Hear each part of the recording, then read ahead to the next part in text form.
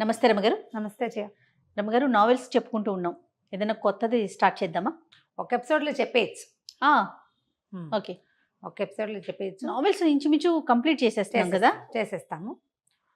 Early 70s వచ్చి ఉంటుంది ఈ నావెల్. ఖచ్చితంగా నాకు సంవత్సరాలు జ్ఞాపకం లేవు. నేను స్కూల్ పిల్లగా ఉన్నప్పటి నుంచి చదువుతూనే ఉన్నా. ఓకే. ఒక రకమైన దుఃఖం, ఏం చేయాలో అర్థం కాని ఒక స్థితి వస్తుంది మనం ఆ కథ చదివితే. అది రేర్గా ఉండేది. నేను చెప్పబోయే కథ ఆ కాలంలో అత్యంత రేర్, అక్కడక్కడ చాలా తక్కువగా కనపడేది. ఇప్పుడు విరివిగా కనపడుతున్న సమస్య. భార్యాభర్తలు విడిపోవటం, పిల్లలు అలో లక్ష్మణ అని అఘోరించటం, తండ్రులు వెళ్ళిపోవటం లేదా తల్లులు వెళ్ళిపోవటం, పిల్లలు దొరికిపోవటం, అటు నాన్నకో అమ్మకో, పేదరికం, చదువుకునే అవకాశాలు లేకపోవటం, సంస్కారవంతులుగా బయటపడగలిగే అవకాశాలు ఉండకపోవటం. మనకి అప్పుడు ఇప్పుడు కూడా ఇలాంటి సమస్యలు ఉంటూనే ఉన్నాయి కదా. అవును. ఇప్పుడు ఏమైనా మరి అంటే లోకంలో అందరూ చేస్తున్న వ్యవహారం కాబట్టి చాలామంది, అంటే అందరూ అనద్దు పోనీ, సహజంగానే కనపడుతోంది. ఏముంది, విడాకులు తీసుకున్నారు, ఏముంది విడిపోయారు అని. పిల్లలు తల్లి దగ్గర తండ్రి దగ్గర ఉంటారు, ఏ తాతింట్లోనూ పెరుగుతారు. చాలా క్యాజువల్గా తీసేసుకుంటున్నాం రమగారు. కానీ అది పెద్ద విషయంగా ఆలోచించట్లేదు మనం. కానీ పిల్లల మీద చాలా ప్రభావాన్ని చూపిస్తుంది అది ఎప్పుడు కూడా. దాని మీద బేస్ చేసుకున్న ఒక కథ. ఓకే. కావిల్పాటి విజయలక్ష్మి గారని ఫ్యామిలీ స్టోరీస్ చాలా బాగుండేవి. ఆవిడది విధి విన్యాసాలు కథ. పేరు ఎంత బాగుంటుంది, విధి విన్యాసాలు. దీన్ని సినిమాగా తీశారు తహసీల్దార్ గారు అమ్మాయి. ఓకే. అయితే నేను ఆ సినిమా, అందులో ఒక వీణ పాట ఉంది, ఫేమస్ పాట, గుర్తు కూడా రాలే, రాత్రి నుంచి ఆలోచిస్తున్నాను నేను. జమున్ గారు ఆవిడ యాక్ట్ చేశారు హీరోయిన్గా. అయితే కథలో ఉన్నటువంటి కఠోరమైన సత్యాలు సినిమాలో ఉన్నాయో లేదో ఐడియా లేదు నాకు, నేను చూడలేదు. ఓకే. అది నా చిన్నప్పుడు వచ్చిన సినిమా. ఈ పుస్తకం మాత్రం మా ఇంట్లో ఉండటం వల్ల నేను చాలాసార్లు చదివాను. ఇటీవల కాలంలో కూడా మన బుక్ ఎగ్జిబిషన్లో కనబడితే తెచ్చుకున్నా. మళ్ళీ కొనుక్కొచ్చుకున్నారా? ఒక్కొక్కళ్ళకి ఒక్కొక్క పిచ్చి ఉంటుంది. చాలా బాగుంటుంది కథ. ఈ కథ స్టార్టింగ్ ఒక కుర్రాడితోటి మొదలవుతుంది. వాడు 10th క్లాస్ పూర్తవుతుంది. అంటే కాలేజీలో చదవాలని ఉంది. అమ్మమ్మ పిల్లవాడు ఉన్నారు. పెద్ద మావయ్య ఉంటాడు. పెద్ద మావయ్య, భార్య, 2 పిల్లలు. మావయ్య రాజశేఖరం. అసలు మొదటి డైలాగే కండక్టర్ కొడుకు కలెక్టర్ అవుతాడా అన్న డైలాగ్ తోటి మొదలవుతుంది. ఓహో. పిల్లవాడిని చదివించాలని అమ్మమ్మ అడుగుతుంది మావయ్యని. పిల్లాన్ని చదివించు, కాస్త కాలేజీ చదివిస్తే వాడు పొట్టవాడు పోసుకుంటాడు, వాళ్ళ అమ్మని వాడు చూసుకుంటాడు. అంటే ఆ కండక్టర్ కొడుకు కలెక్టర్ అవుతాడా, ఏముంది, ఏ కొట్లో పద్దులు రాసిన 60-70 ఇస్తారు, వాడికి వాళ్ళ అమ్మకి వెళ్ళిపోతుంది. లేత పిల్లాడు, ఒక 16 ఏళ్ల స్ఫురద్రూపి అయిన ఒక కుర్రాడు. అయితే తల్లి అమ్మమ్మ ఏమంటారంటే, చిన్న మామయ్య దగ్గరికి వెళ్ళు, చిన్న మామయ్య దగ్గర, కానీ చిన్న మామయ్య దగ్గరికి ఇంకో ఊరు పంపిస్తారు. పంపిస్తే చిన్న మామయ్య గోపాలరావు, పెద్ద మామయ్య రాజశేఖరం, రెండో మామయ్య గోపాలరావు ఇంకేదో ఊరిలో ఉంటాడు. అది కాస్త అటు ఇటుగా వైజాగ్ ఏమో అనిపిస్తుంది, పెద్దగా ఊరి పేర్లు కనపడవు కథలో. ఓకే. అక్కడికి వెళ్తాడు. వాళ్ళ ఇంట్లో కూడా ఓ పిల్లాడు ఉంటారు. పెద్ద మామయ్యకి ఓ పిల్లాడు, చిన్న మామయ్య కూడా ఒక పిల్లవాడు. అయితే ఆయన ఏమన్నాడు, సరే కనుక్కుంటాడు, ఏమిటి సంగతి సందర్భం కనుక్కొని, అరే నాకు జీతం తక్కువేరా, నీకు భోజనము వసతి నేను ఇస్తాను, నా దగ్గర ఉండు, ఫీజులు పెద్ద మామయ్య కడతాడేమో కనుక్కో. అప్పుడు ఈ పిల్లాడు, మా నాన్న ఎక్కడుంటాడు అని అడుగుతాడు. తండ్రి లేడు వీళ్ళతో. అడిగితే ఈయన తను ఏమన్నాడంటే, అక్కడెక్కడో ఫలానా చోట ఉంటాడు, ఎప్పుడో అడ్రస్ ఇచ్చాడని అడ్రస్ తీసి చేతిలో పెడతాడు. ఈ పిల్లాడు ఊరు వెళ్తానని చెప్పి ఇంటికి వెళ్ళకుండా ఆ తండ్రి ఉన్న ఊరికి వెళ్తాడు. ఇవేవో ట్రైన్ ప్రయాణం చేసి వెళ్ళవలసిన ఊళ్ళుగానే కనపడతాయి. అక్కడికి వెళ్ళేసరికల్లా ఇతను ఒక మామూలుగా సదుపుడు, వాళ్ళ అమ్మ ఎట్లా ఉంది, దైన్యంగా, అమ్మ ఇంట్లో కింద ఇల్లు వాడుకుంటారు, పొలం డబ్బులు ఇంటెద్ద ఏదో కొద్దిగా వస్తే బిక్కుబిక్కుమంటూ కాలక్షేపం చేసే దౌర్భాగ్యపు స్థితిలో ఉన్నారు వీళ్ళు. పిల్లాడికి పండగకి బట్టలు లేవు, చెప్పులు లేవు, సైకిల్ లేదు, సాగుబాటు లేదు, ఏ సాగుబాటు లేదు. తన తండ్రిని కూడా అలా ఊహిస్తాడు. కానీ ఆయన స్ఫురద్రూపి, ఎత్తైన పచ్చటి గంభీరమైన ఆకారం, చాలా అందమైన వాడు అతను, ఆ పిల్లాడి తండ్రి. పిల్లాడు అందగాడనే చెప్తారు మనకి మొదటి నుంచి. సరే వచ్చేసరికి ఒక 3-4 ఫ్రెండ్స్తో ఉంటాడు ఆయన. ప్రసాదరావు గారిని కలవడానికి వచ్చానని చెప్తాడు. ఏమిటంటే కాలేజీ ఫీజు కోసం వచ్చాడంటారు, అదంటారు, ఇదని మాట్లాడతారు ఫ్రెండ్స్. వాళ్ళందరూ వెళ్ళిపోయాక ఆయన మీరు నన్ను ఫీజులు కట్టి చదివిస్తారేమో అని అడగటానికి వచ్చాను అంటాడు. ఆయన నవ్వి అందరికీ అన్నేసి ఫీజులు ఎలా కట్టేస్తాం అని ఒక 5 రూపాయలు 10 రూపాయలు ఇస్తాడు. ఇది తీసుకుని వెళ్ళమని. ఆయనకి తెలియదు. మీ అబ్బాయి అయితే ఇలాగే ఇస్తారా అంటాడు. అలా ఎందుకు ఇస్తాను, ఇంతకీ నువ్వు ఎవరి అబ్బాయి అంటే నేను కండక్టర్ ప్రసాదరావు గారి అబ్బాయిని అని చెప్తాడు. చెప్పేసి ఆయన నిర్ఘాంతపోతాడు. బాగా పరిశీలనగా చూస్తే తన పోలికలు భార్య పోలికలు కనపడుతుంటాయి పిల్లాడిలో. నిన్నెవరు పంపించారని అడుగుతాడు. మావయ్యే పంపించాడని చెప్తాడు. ఇక ఆ కొడుకుని దగ్గరకు తీసుకుంటాడు. ఆ పిల్లాడిని ఆయన 4 నెలల వయసులో వదిలిపెట్టి వచ్చాడు. సంటి పిల్లాడు అప్పుడు 4 లేదా 8 నెలలు అంతే వయసు. తర్వాత వాడికి 5 ఏళ్ళప్పుడు తల్లి వాడు ఇద్దరు అన్నవరం బస్సులో ఈయన కనపడ్డారు. అప్పుడు ఈయన కండక్టర్గా ఉన్నాడు ఆ బస్సులో. పిల్లాడు 5 ఏళ్ళప్పుడు. తాతగారు బాగున్నారా అని అడిగితే చచ్చిపోయారని చెప్తాడు పిల్లాడు. పిల్లోడితోనే పిల్లవాడు భార్య పిల్లాడు కనిపిస్తారు. పిల్లాడిని ఒళ్ళో కూర్చోబెట్టుకుంటాడు. అడుగుతాడు, బిస్కెట్ ప్యాకెట్ కొని పెడతాడు. తాతగారు బాగున్నారా, ఇంట్లో అందరు బాగున్నారంటే తాతగారు చచ్చిపోయారు, చాలా రోజులైంది, ఇంట్లో అందరు చచ్చిపోలేదనే అందరు బాగానే ఉన్నారని చెప్తాడు. మా బావగారు పోయారని తెలుసుకుంటాడు ఆయన. అంతకుమించి వాళ్ళ గురించి అతనికి ఏం తెలియదు. అక్కడి నుంచి ఇతను ఏం చేస్తాడు, సరే ఆయన పిల్లాడిని అట్ట పెట్టుకుని అన్నం తినిపించి తన మంచం మీద తన పక్కనే పడుకోబెట్టుకుని ఫీజులు కడతాను, నువ్వు మా మామయ్యకి ఉత్తరం రాసిస్తాను, నేను ఫీజులు కడుతున్నానని ఎవరికీ చెప్పద్దు అని చెప్తాడు. సరే ఉత్తరం పుచ్చుకొని డబ్బులు ఇస్తారు. ఇంత అక్కర్లేదంటాడు. కాదు పుస్తకాలకి వాటికి కావాలని ఆ రోజుల్లో 300 100 నోట్లు చూసి ఆశ్చర్యపోతాడు పిల్లాడు. అక్కడి నుంచి మావయ్య గారింటికి వెళ్తాడు. వెళ్తే ఏమిట్రా ఒప్పుకున్నాడు ఏమిట్రా మావయ్య అంటే డబ్బులు తీసి చేతిలో పెడతాడు. తండ్రి రాసిన ఉత్తరం ఇస్తే ఆశ్చర్యపోతాడు. ఊరిని భలేవాడివిరా నువ్వు, చూసిరమ్మంటే కాల్చి వచ్చావని ఉత్తరం చదువుకుంటాడు. సరే ఇక్కడే ఉండు, డబ్బులు ఫీజులు కడదామని మంచి కాలేజీలో చేర్పిస్తారు. ఏ కాలేజీయో మనకు చెప్పరు, కాలేజీ వ్యవహారాలు ఏముండవు. కాలేజీకే ఉత్తరం రాస్తుంటాడు తండ్రి కొడుకు ఉత్తర ప్రత్యుత్తరాలు నడుస్తాయి. మళ్ళీ ఇంకోసారి తండ్రి దగ్గరికి వెళ్తే ఆయన బట్టలు కుట్టిస్తాడు కొడుక్కి. సరదాగా ఉంటుంది. 16-17 ఏళ్ళ పిల్లాడు పచ్చగా పొడుగ్గా ముచ్చటగా ఉంటాడు. వీడికి మంచి మంచి బట్టలు వేసుకుని చూసుకోవాలని ఉంటుంది తండ్రికి. వీడి ఫీజులు ఎవరు కడుతున్నారు, చిదంబర రహస్యం, ఎవరికీ తెలియదు. మావయ్యకి తెలుసు కదా, ఈ మావయ్య కట్టాడు అనుకుంటారు. అయితే వీడు చెప్తాడు, ఎవరికి చెప్పద్దన్నారు మా నాన్న అని. ఉత్తరంలో కూడా అదే ఉంటుంది. అత్తయ్యకి చెప్తాను, ఆమె దగ్గర నుంచి రహస్యం బయటకు వెళ్ళదని, మళ్ళీ గొడవలు వస్తాయి మాకు అని భార్యకి మాత్రం చెప్తాడు. ఆవిడ ఎవ్వరికీ చెప్పదు. ఈ అన్నదమ్ముల మధ్య కూడా అంత విరివైన రాకపోకలు ఉండవు. కథ దాదాపుగా ఒక 6-7 సంవత్సరాల పాటు నడుస్తుందన్నమాట. మధ్యలో పాత కథ రివైవ్ అయ్యి కనపడుతుంది. సరే పిల్లాడు చదువుకోవటం మొదలు పెడతాడు. ఇంటర్మీడియట్ అయిపోతుంది, డిగ్రీలో చేరుస్తాడు. పెద్ద మావయ్యకి ఆశ్చర్యంగా ఉంటుంది. పిల్లాడికి కాన్ఫిడెన్స్, అంతకుముందు భయంగా బిక్కుమని పేదరికము, తండ్రి లేకపోవటం వల్ల చుట్టుపక్కల వాళ్ళంతా మీ నాన్న వెళ్ళిపోయాడు, మీ అమ్మని వదిలేశాడు లాంటివి విని పిల్లలు చాలా బేలగా ఉంటారు. ఎప్పుడైతే ఈ తండ్రి దగ్గరికి వెళ్ళటము, ఆయన డబ్బు ఇవ్వటము, ఆయన బాగా చూసుకోవటము, ఆయన చాలా మంచివాడని అతనికి తెలియటం, దాంతో ఒక కాన్ఫిడెన్స్ వచ్చేస్తుంది పిల్లాడికి. కాన్ఫిడెన్స్ పెద్ద సౌందర్యం, అన్నిటికంటే పెద్దది. అయితే ఈ పెద్ద మావయ్యకి ఆశ్చర్యంగానే ఉంటుంది. ఇంత డబ్బు గోపి ఎక్కడ ఎలా కడుతున్నాడు తమ్ముడు అర్థం కాదు. మెల్లిగా డెవలప్ అవుతాయి. వీళ్ళింట్లో ఓ పిల్లవాడు ఉన్నారు కదా, పద్మజ, గోపాలరావు కూతురు పేరు పద్మజ, పిల్లాడు ఒక సీను. రాజశేఖరానికేమో ఓ జయ, చంద్రం, 2 పిల్లలు. ఆ జయ చాలా అందంగా ఉంటుంది. ఈ పద్మజ కొంచెం సామాన్యంగా మేనత్త పోలికగా ఉంటుంది. దీనికి పూర్వగాథ ఏం చెప్తారంటే, తహసీల్దార్ గారు వెంకటరామయ్య గారు ఏదో ఆయన పేరు, ఆయనకి ఒక కూతురు 2 కొడుకులు. ఆ కూతురు పేరు మధుమతి. వాళ్ళ పక్కింట్లో ఒక ముసలి మామగారు ఒక కుర్రాడు అద్దెకుంటారు. పిల్లాడు ఏదో డిగ్రీ చదువుకున్నాడు, ఉద్యోగం వేయించమని తహసీల్దార్ గారిని అడుగుతుంది ఆవిడ. వీళ్ళింటికి కొంచెం రాకపోకలు ఉంటాయి. ఆ కుర్రాడు ఆ మధుమతి కొంత ప్రేమలో పడతారు. అబ్బాయి చాలా అందమైన వాడు. ఈ అమ్మాయి కూడా బాగుంటుంది, కానీ అతను ఎక్కువ అందగాడు. ప్రేమలో పడతారు. ఒక 2 సంవత్సరాలు గడిచేసరికి అలా 1 సంవత్సరం గడిచింది, ఉద్యోగం స్థిరపడింది అబ్బాయికి. పిల్లకి ఇతని మీద మనసు ఉందని తెలుసుకుని తండ్రి వాళ్ళిద్దరికీ పెళ్లి చేయాలనుకుంటారు. ఆ ముసలి మామగారు కాస్త చనిపోతే కుర్రాన్ని తెచ్చి తమ ఇంట్లోనే పెట్టుకుంటారు. చక్కగా పెళ్లి చేస్తారు. పెళ్లి చేసి తమ ఇంట్లోనే ఇల్లరికం ఉంచుకుంటారు. ఆ అబ్బాయి ఎంతసేపు బయటికి వెళ్ళిపోదా ఉంటాడు. ఆ అబ్బాయే ఈ ప్రసాదరావు, ఈ పిల్లవాడి తండ్రి. ఆ మధుమతి ఆ పిల్లాడి వాసు తల్లి. మన కుర్రాడి హీరో ఉన్నాడు కదా, వాసు అతని పేరు.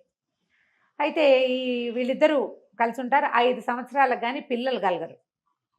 5 ఏళ్లకి ఈవిడ ప్రెగ్నెంట్ అయ్యింది. క్రమంగా ఏమైందంటే, ఆ రోజుల్లో ఏదో ఒక సంఘటన జరుగుతుంది. అదేంటంటే, ఆయన ఏదో ఒక జోగయ్యో ఎవడో ఆఫీస్లో ఉన్నటువంటి ఒక ప్యూన్ తాలూకు ఉద్యోగం తీసేసే ఒక ఇది జరుగుతుంది. జరిగితే ఆ జోగయ్యకి ఈ ప్రసాద్కి స్నేహం ఉంటుంది బాగా. ఇతను ఆ కాగితం నేను పెట్టనంటాడు. ఆయన తహసీల్దారు, ఇతను యూడీసీ, ఒక హెక్లార్కో ఏదో అవుతాడు ఇతను. ఆయన ఎంత బాగానో చూసుకుంటారు అల్లుడిని. మంచి మంచి బట్టలు కుట్టిస్తారు, ఎంత బాగుంది, ఓసారి ఎట్రా ఇట్రా అని బట్టలు చొక్కా సరిపోయింది లేదో చూస్తారు, పిల్లతో కలిసి సినిమాలకు తిప్పుతారు, నువ్వే మా ఇంటికి పెద్ద కొడుకు అంటారు. ఈ పిల్ల అంటే పంచప్రాణాలు ఆయనకి. ఎందుకంటే 4 పిల్లలు పోయాక అమ్మాయి పుట్టింది, అమ్మాయి తర్వాత 2 తమ్ముళ్ళు బతికారు. దాంతో అమ్మాయి లక్ష్మిగా భావిస్తారు ఆ మధుమతిని. దాంతో పిల్లని బయటికి పంపడం ఇష్టం ఉండదు. ఇబ్బాయి కూడా ఎవరు లేరు కదా, మా అవ్వగారు చనిపోయింది కదా, చచ్చిపోయిన ఆవిడకి ఇంకా ఎవరున్నారు, అతనికి ఎవ్వరు అన్నదమ్ములు లేరు, అక్క చెల్లెలు లేరు, అమ్మ నాన్న లేరు. అందుకని పిల్లాన్ని అట్ట పెట్టుకుంటారు ఇంట్లో. ఈ జోగయ్య వ్యవహారం వచ్చేసరికి జోగయ్య వాళ్ళ ఇంటికి రాక పోక ఉంది. ఆ జోగయ్యకి ఒక అక్క ఉంటుంది రాజమ్మని. ఆ అమ్మాయి కొంచెం తిరిగిపోతుంది. పుకారు ఏమని పుడుతుందంటే ఆ రాజమ్మతోటి తనకి సంబంధం ఉంది ఈ ప్రసాద్కి, అందుకనే జోగయ్య ఉద్యోగాన్ని కాపాడారు అని పుట్టింది పుకారు. ఈ చిన్నతనపు ఆడపిల్లలకి అలాంటి వార్తలు ఏమైనా తడితే ఇతను ఇంత పంచప్రాణాలుగా ఉంటాడు, తనంటే ప్రాణం పెడతాడు అనేది గుర్తురాదు. ఆ అమ్మాయి మీద అనుమానంతో మొగుడిని ఏదో ఒకటి సూటిపోటి మాటలు అంటూ, ఒక తెలియనితనం, ఈ బంధం తెగిపోతుందని అనిపించదు, తెలిసి తెలియనితనమే. ఆ తల్లిదండ్రి కూడా దాన్ని ఎగసంతోస్తాడు, మా పిల్లని ఏడిపిస్తున్నాడు అన్నది తప్ప ఇంకొక ఆలోచన ఉండదు వాళ్ళకి. క్రమంగా ఏమైంది, దీనికి ఒళ్ళు మండిపోతుంది ఈ ప్రసాద్కి. సినిమాలో ఇలా హీరోని క్యారెక్టర్ని దెబ్బతీయరు బహుశా, అవును. కానీ ఇతను ఏం చేశాడంటే నిజంగానే ఆ అమ్మాయితో సంబంధం ఏర్పరచుకుంటాడు. ఓహో. అది బయటకు వచ్చేస్తుంది, డబ్బు ఇవ్వడం మొదలు పెడతాడు. దాంతో ఈ అమ్మాయి చీచి నేను ఇతనితో కాపురం చేయనంటూ అసహించుకుంటుంది. భర్త అంటే ఎవరికైనా ఉండేది. ఇప్పుడు ఆ రోజుల్లో ఏంటంటే ఇప్పట్లాగా విడాకులు వచ్చిన రోజులు కాదు కదా, నయానో భయానో చెప్పుకుని విడిపించుకుని ఇవన్నీ చాలా సహజంగా ఉండేవి అప్పుడు. కానీ ఆ అమ్మాయి అతి గారాబంతో పెరగటము, తండ్రికి పెద్ద ఇల్లు వాకిలి తోట దొడ్డి పెద్ద ఉద్యోగము, దానివల్ల వచ్చినటువంటి కొంచెం హై ఫీల్ తోటి అమ్మాయి భర్తను తృణీకరించేస్తుంది. దాంతో ఆయన మొత్తం ఇతని ఇంటికి వాళ్ళ మామగారు చనిపోయాక సామాన్లు తెచ్చుకుంటారు కదా, ఆ సామాన్లన్నీ బయటికి విసేసి పొమ్మంటారు, సంతకం పెట్టి నీకు మాకు సంబంధం లేదు అంటే సంతకం పెట్టనంటాడు. ఆ కాగితం చింపి పారేస్తాడు, వెళ్ళిపోతాడు, సామాన్లు వదిలేస్తాడు. ఏం చేస్తాడు, ఆఫీస్లో ఉద్యోగం, మామగారికి ఇచ్చిన ఉద్యోగం కదా, మామగారు మొహమే గిట్టనప్పుడు ఉద్యోగం ఎలా చేస్తాడు. కానీ ఆ వెళ్ళిపోయే రోజును కూడా మామగారు గుండెలు పెట్టుకుని పరిగెత్తుకుంటూ వచ్చేస్తాడు. మళ్ళీ వద్దు, ఆయన అంత ప్రేమగా చూశాడు అతను, మీరు బాధపడకండి నేను వెళ్ళనంటే వద్దు, నువ్వు వెళ్ళిపోవాల్సిందే, నా కూతురు ఏడుస్తోంది నీ వల్ల, నువ్వు మా ఇంట్లో ఉండటానికి వీల్లేదు, తెన్నింటి వాసాలు లెక్క పెట్టేవాదంటావు, ఇది అని అత్త మామ ఇద్దరు తిట్టేస్తారు. భార్యని పిలుస్తాడు, వీళ్ళందరినీ వదిలే, నువ్వు నాతో వచ్చేసి మనం వేరే కాపురం పెట్టుకుందాం, నువ్వు నాతో వచ్చే, నేను అన్నీ మానేస్తా, నిన్ను బాబుని బాగా చూసుకుంటా రమ్మంటే అమ్మాయి తల తిప్పుకుని లోపలికి వెళ్ళిపోతుంది, పిలిచినా రాదు. సరే ఇతను ఏం చేస్తాడు, ఉద్యోగాన్ని రిజైన్ చేసి ఆ జోగయ్య చేతిలో పెడతాడు కాగితం, నువ్వు వెళ్ళి ఆఫీస్లో ఇచ్చేసి మీ అక్కని తీసుకెళ్ళిపోతాను, తిరుపతి వెళ్ళి పెళ్లి చేసుకుంటాను సర్కల్ పోకోండి, ఇంకా నయం, ఏదో స్నేహం చేసామంతే, మీరు రిజైన్ చేసుకుంటారో గంగలో దుక్కుతారో మాకు అనవసరం, మా అక్కయ్య రాదు మీకు మాకు రామ్ అంటారు. ఒక చిన్న స్నేహం చేసినందుకు ఈ ఫలితం లభించింది అనమాట. దాంతో ఈయన హతాశుడైపోయి ఇతను ఉద్యోగానికి రిజైన్ చేసి పిఎఫ్ వస్తుంది కదా, ఆ డబ్బంతా భార్య పేరు మీద రాసేసి వెళ్ళిపోయి తిరుపతి వెళ్ళిపోతాడు.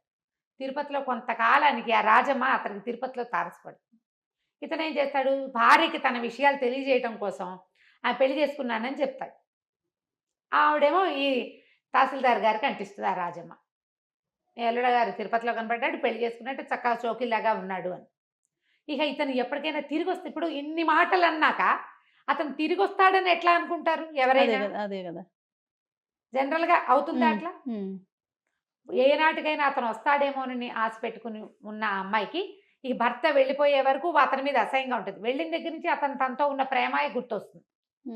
పిల్లాడు తండ్రి లేని వాడైపోయాడు, చుట్టుపక్కల వాళ్ళంతా చిన్నబుచ్చుతారు, అది మొగాడికి ఏదో ఒకటి ఉంటే దానికోసం కాపురం కాలదనుకుంటారా ఎవరైనా, అది ఎలాగో అనే మాటేగా. దాంతో ఒక విరాగిగా మారిపోతుంది ఆ అమ్మాయి. ఏ రోజు మంచి బట్టలు కట్టుకోవటం కానీ, ఓ తల్లో పూలు పెట్టుకోవటం కానీ, పెళ్ళిళ్ళకి పేరెంటాలకి వెళ్ళటం కానీ, ఇంట్లో నుంచి బయటకు కాలు పెట్టకుండా అయిపోతుంది. పిల్లని పెంచుకుంటుంది. ఇతనేమో ఒక కండక్టర్గా ఎక్కడో జీవితం గడుపుతాడు. అయితే బిఏ చదువుకున్నానని చెప్పి తిరుపతిలో ఇతను అలా ఉండగా చచ్చిపోదాం అనుకుంటాడు. ఒక స్నేహితుడు ఎవరో కనపడతాడు, కాలేజీ ఫ్రెండ్, ఇదేమిటో నువ్వు అకౌంట్స్లో చాలా గట్టివాడివి, ఇట్లా చేసావు, పదా నీకు ఏదైనా ఒక ఉద్యోగం ఇప్పిస్తా, నీ నువ్వు బతుకుతూ కానీ దీంతో అయిపోయిందా అని చెప్పి ఉద్యోగం వేస్తాడు ఒక బస్సులో కండక్టర్గా. ఆ బస్ కండక్టర్గా ఉన్నప్పుడు ఈ భార్య కొడుకుని చూస్తాడు ఆయన. ఓహో! ఆయన కండక్టర్గా ఉన్నాడని అమ్మాయి ఇంటికెళ్ళి తల్లికి తమ్ముళ్ళకి చెప్తుంది. ఈ కండక్టర్ కథ అయిపోయింది కదా. ఈయన బస్సులో ఉండగా ఒకసారి ఏవో అకౌంట్స్ సరిగా లేకపోతే ఇతను అకౌంట్స్ చూసి పెడితే ఆ బస్సు అని రాసి చెడిపోతాడు సీటు. ఏంటండి మీరు ఇంత బాగా చేస్తున్నారు, ఎలా చేస్తున్నారంటే ఈయన ఇంకేం చేయలేక చెప్తాడు, బిఏ చదివాను, అకౌంటెన్సీయే నా సబ్జెక్టు, ఫలానా తహసీల్దార్ ఆఫీస్లో పనిచేశాను అనేసరికి ఆయన ఆశ్చర్యపోయి మీరు అకౌంట్స్ చూడండి, ఇంకా నేను కండక్టర్ పని చేయొద్దంటాడు. జీతం పెరుగుతుంది, ఏదో చిల్లర కోసము ఒక లాటరీ టికెట్ కొంటాడు. 40,000 వస్తుంది. ఆ రోజుల్లో 40,000 అంటే ఇప్పుడు 40 లక్షలతో సమానం, ఇంకా ఎక్కువే.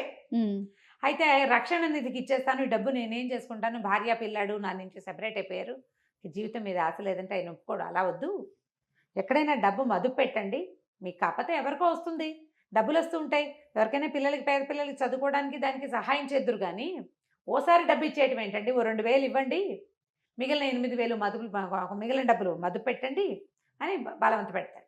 పెట్టేసరికల్లా కొంత డబ్బు రక్షణ నిధికి ఇచ్చి ఒక రైస్ మిల్ ఏదో కొంటాడు. అట్లా అట్లా బ్రెయిన్ బాగుంది, మంచి తెలివైన వాడు కదా, అట్లా అట్లా అట్లా డెవలప్ అవుతుంది. ఈయన చక్కగా మంచి పెద్ద బిజినెస్ షాపు, గోల్డెన్ వ్యవహారాలు ఉన్నాయి. ఈయన ఇలా ఉండిపోయాడు. పెళ్ళానికి అహంకారము పొగరు అనుకుంటాడు అతను. ఆ అమ్మాయికి ఎలాంటి దుర్భరమైన జీవితం లభించింది చివరికి ఆయనకి తెలియదు. పిల్లాడిని భార్య పంపించిందని ఒక అనుమానం ఉంటుంది లోపల. వాడు ఒట్లు సత్యాలు పెట్టుకుంటాడు, అవి కాదు మా అమ్మ పంపలేదు, మా అమ్మకి అసలు తెలియదని. ఇప్పుడు ఈయన ఈ డబ్బులు ఇస్తున్న సంగతి చెప్పొద్దంటాడు. ఈ పిల్లాడు చక్కగా కళగా మంచి మంచి బట్టలు వేసుకుంటాడు, చక్కగా చదువుకుంటాడు, బిఏ అయిపోతుంది. అయితే డిగ్రీ అయిపోయాక ఇంకా నేను చదవను అని తల్లి చెప్తాడు. ఇతను తల్లిని చూడడానికి వెళ్ళేసరికి ఏమవుతుంది, మేనమామ పెద్ద మేనమామ పక్క దగ్గరే ఉంటారు కదా, వాళ్ళు పొలం డబ్బులు అవి ఇవ్వడం మానేస్తారు. వాళ్ళు ఏం చేస్తారంటే ఆస్తులు, నాన్నగారు చనిపోయాక ఆస్తులు వాటా వేసినప్పుడు 2 వాటాలే పడతాయి. ఆడపిల్లకి ఇవ్వకపోతే రెండో అతను పొట్లాడతాడు, ఆ గోపాలరావు అన్న అతను. అది తప్పు, అక్కయ్య మనతో ఉండిపోయింది, నాన్నగారే అక్కయ్య జీవితాన్ని ఇట్లా చేశారు, ఇది పనికిరాదు, మనం ఇంటి మీద అద్దె తీసుకోవద్దు, పొలం డబ్బులు తీసుకోవద్దు, ఆస్తులు మనవి, అమ్మ అక్కయ్య ఉన్నాళ్ళు, అక్కయ్య కొడుకు బతికి బాగుపడేదాకా అక్కయ్యకి కూడా వాటా ఇవ్వవలసిందే అని ఇతను పట్టుపడతాడు. ఎప్పుడైతే ఈ పిల్లాడు బ్రహ్మాండంగా చదువుకుంటూ జామని బట్టలు వేసుకుని తిరుగుతూ వాచీలు పెట్టుకుంటూ ఉండేసరికల్లా మేనమావకి ఏమనిపిస్తుంటే, డబ్బంతా నీ కొడుక్కి దోచిపెట్టి ఇక్కడ పేద వేషం వేస్తున్నావు, ఇక నేను మీకు డబ్బు ఇవ్వను అని చెప్పేస్తాడు. అయితే కథలో ఒక అర్థం కాని మ్యాటర్ ఎక్కడ కనపడుతుందంటే, అమ్మాయికి ఒక 30 తులాల బంగారము, పట్టు చీరలు అవి ఇస్తాడు ప్రసాదరావు. ఆ బంగారం ఏమైంది అనే మాట చెప్పరు. పెళ్ళప్పుడు మా అమ్మది అని చెప్పి ఇస్తారు, మంచి మంచి వస్తువులు కొనిపెట్టారని చెప్తారు. మరి ఆ బంగారం ఆయన పట్టుకెళ్ళాడో ఈవిడ పట్టుకెళ్ళిందో అర్థం కాదు. మరి నా చిన్నప్పుడే నాకు అర్థమయ్యేది కాదు. వీళ్ళ దగ్గర గోల్డ్ ఉంది కదా, మరి ఆ గోల్డ్ కూడా పారేసింది. ఇతను సామాన్లు వదిలిపెట్టి వెళ్ళిపోయాడు కదా, నాన్నగారు ఏం చేస్తారు, అవన్నీ దానం చేసేసారు. ఆఖరికి ప్రావిడెంట్ ఫండ్ డబ్బు భర్తది కూతురుకు వస్తే అది కూడా ఆయన రక్షణ నిధికి ఇచ్చేసారు. వాడి డబ్బు కూడా నాకు వద్దని. కానీ వాడి కొడుకు మాత్రం ఉండిపోయాడు ఆవిడ దగ్గర. ఇప్పుడు డబ్బు వస్తువుల కంటే పిల్లలు ఎక్కువ కదా, జీన్స్ కదా అవి, అది ఆలోచించారు. దాని కొడుకే అనుకుంటారు, అతని కొడుకు అన్న ధ్యాస ఉండదు. చాలా మంది చేస్తారు ఇలాంటి ఆలోచన, పిల్లల దగ్గర ఆలోచించరు అట్లా. సరే ఏమవుతుంది, డబ్బులు లేవు, తల్లి పరమ పేదరికంలో ఉంటుంది. మా అమ్మమ్మ ఒంటి పూట తింటున్నారు, నేను ఇంకా చదువుకోనని ఏడ్చి మొత్తుకుంటాడు తండ్రి దగ్గర. ఆయన ఒప్పుకోడు. నువ్వు కండక్టర్ కొడుకు కలెక్టర్ అవుతాడా అన్నాడు మీ మామయ్య. కలెక్టర్ అయ్యి చూపించాలి, నువ్వు సెటిల్ అవ్వడం కావాలి, నువ్వు కలెక్టర్ అయ్యి భార్య పిల్లలతోటి బాగుంటే చూడాలనుంది నాకు, నువ్వు చేయడానికి వీల్లేదంటే మా అమ్మ ఇట్లాంటి పరిస్థితుల్లో ఉంటే నేను ఇలా మీరు కుట్టించిన ఉలెన్ సూట్లు అవి వేసుకుని వాచీలు ఉంగరాలు పెట్టుకుని స్కూటర్ కొని పెడతానంటాడు. ఎంఏకి యూనివర్సిటీ దూరం కాబట్టి స్కూటర్ కొంటాను, స్కూటర్ నేర్పిస్తాడు మనిషి వచ్చంటే. ఒప్పుకోడు వీడు పిల్లవాడు. ఒప్పుకోకపోతే ఆయన గట్టిగా బతిమలాడి, సరే మీ అమ్మకి నేను ఏర్పాటు చేస్తానని ఓ 10 చీరలు వీడికి బట్టలు కొని వాసుకి, భార్యకు కూడా బోళ్ళని చీరలు నా జాకెట్లు అన్నీ కొనిచ్చేసి నువ్వు పట్టుకెళ్ళు, మీ మామయ్యకి నేను ఉత్తరం రాస్తానని చెప్తాడు. వీరు తండ్రి దగ్గర నుంచి ఇంటికి వెళ్ళేసరికల్లా తల్లి వస్తుందన్న కబురుతో సిద్ధంగా ఉంటుంది. అయితే ఈ గోపాలరావు ఏం చెప్తా అంటే, మీ నాన్న నువ్వు ఉంటున్నావు కాబట్టి నాకు డబ్బు ఇస్తూనే ఉన్నాడు, మీ అమ్మని తెచ్చి నా దగ్గర పెట్టుకోమని చెప్తున్నాడు, నేను తీసుకొస్తానులే అని చెప్పి వాళ్ళ అన్నదమ్ములు ఇద్దరు మాట్లాడుకుని, ఇక అక్కయ్యని నా దగ్గర ఉంచుకుంటా, తన కొడుకు చదువుకున్నాక వాళ్ళిద్దరు వాళ్ళ దారిని వాళ్ళు వెళ్తారు, అమ్మని నువ్వు అట్టి పెట్టేసుకో, పొలం డబ్బు ఇంటి మీద వచ్చే అద్దె సగం తీసేసుకుందాం అని చెప్పేసి, అక్కయ్య నువ్వు నా దగ్గర ఉండు, నీ కొడుకు చదువు పూర్తయ్యేదాకా అని వాళ్ళ అక్కని పిలుచుకుంటాడు. ఏరా అమ్మని నువ్వు అన్నయ్య పంచుకున్నారని బాధపడుతుంది, కానీ మెల్లిగా వీళ్ళ ఇంట్లో ఎక్కష్టం అయిపోతుంది. ఈ కథలో ఒక అంతర్వాహినిగా మనకేం కనపడుతుందంటే, ఈ గోపాలరావు కూతురు పద్మజ, ఆ పిల్ల ఈ వాసుకి అట్రాక్ట్ అవుతూ ఉంటుంది. కానీ ఇతనికి అలాంటి భావాలు ఉండవు. వీరికి జయ చాలా అందంగా తనే అనిపిస్తుంది, కానీ అది అక్కడే ఉండదు. ఆ అమ్మాయి దానికి వేరే ఫ్రెండ్స్ ఉంటూ ఉంటారు. కథ స్లోగా నడుస్తుంది, చక్కటి సంభాషణ. పుస్తకం దొరికితే మొదలు పెట్టామంటే చివరి దాకా వదలలేం మనం. చకచకా నడిచి వెళ్ళిపోతుంది. నేను ఇంకా స్పీడ్గా కూడా చెప్పేస్తాను. సరే, ఎంఏ పూర్తవుతుంది అబ్బాయికి. ఐఏఎస్ సెలెక్షన్ కూడా అయిపోతుంది. ఐఏఎస్ సెలెక్షన్ అవుతుంది. అయిన తర్వాత అప్పుడు పెళ్లి చేసుకోమంటాడు తను. పెళ్లి చేసుకోమంటే నేను పెళ్లి చేసుకోను, మా అమ్మ నాన్న కలిసి ఉండాలని నా కోరిక. అంటే పిచ్చ కింద నీకు, మా జీవితాలు ఎప్పుడో ముక్కలైపోయినాయి, మనసులు ముక్కలైపోయినాయి మావి, మేము కలవం అంటే కాదు, మా అమ్మ ఒప్పుకుంటే మీరు కలిసి ఉంటారా అంటాడు. ఆయన ముందు మీ అమ్మని అడుగు, అప్పుడు చూద్దామండి అనేసరికల్లా సరే ఈ సెలక్షన్స్ అవి ఇతను ట్రైనింగ్కి వెళ్ళే ముందు తల్లిని ఓ రోజు పిలిచి అడుగుతాడు, అమ్మ నాన్నగారు ఎక్కడున్నా ఒకవేళ ఆయన వచ్చి నేను తీసుకెళ్తానంటే ఆయనతో పాటు ఉంటావా నువ్వు అని. ఆవిడ, నాకు అంత అదృష్టం ఉందా, నా తెలివి తక్కువతనం, మా తండ్రికి ఉన్న డబ్బు గల వాళ్ళ పిల్ల కాబట్టి ఆవిడ హాయిగా ఉందనుకుంటాడు ఆయన. కానీ తండ్రి చనిపోగానే, తండ్రి ఉద్యోగం పోగానే వాళ్ళకున్న ఆస్తి 3 ముక్కలు అయిపోదు. అంతేగా, పదవిలో ఉన్నప్పుడు పదవిలో లేనప్పుడు అసలు మనిషే లేనప్పుడు తేడా ఉండదు. అవును, అతనికి ఆ సంగతి ఆలోచనకి రాదు, తెలియదు అతనికి. డబ్బులున్న వాళ్ళ పిల్ల, ఆ పిల్లకి డబ్బు వల్ల అహంకారం అనుకుంటాడు. కానీ ఆ ఏజ్కి ఇట్లా పరస్త్రీలతో సంబంధం ఉంది భర్త కంటే, దాన్ని ఓర్చుకోలేరనే విషయం ఈయనకు అర్థం కాదు. ఒక చిన్న మేలిగో మొండితనం అతనికి.